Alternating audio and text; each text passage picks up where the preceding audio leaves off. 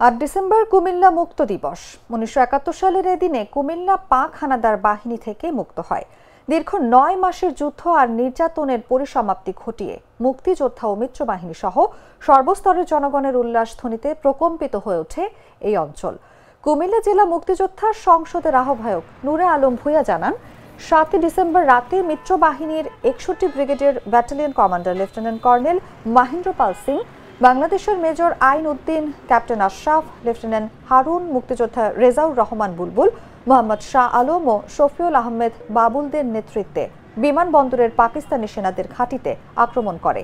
রাতের মধ্যে বিমানবন্দরের যৌথ বাহিনীর সঙ্গে সম্মুখ যুদ্ধে পাক হানাদার সেনাদের প্রধান ঘাঁটির পতন হয়। অনেক পাকিস্তানি সেনা নিহত হন। তখন নির্যাতিত অনেকে এসে তাদের মরদেহের মুখে থুথু ছিটায়। কুমিল্লা বিমানবন্দরের ঘাঁটিতে কয়েকজন পাক হানাদার সেনা আত্মসমর্পণ করে। কিছু সেনা বিমানবন্দরের ঘাঁটি ত্যাগ করে শেষ রাতে বরুড়ার দিকে ও সেনা নিবাসে ফিরে যায়। পরদিন 8 ডিসেম্বর কুমিল্লা পাক হানাদার সেনা মুক্ত হয়।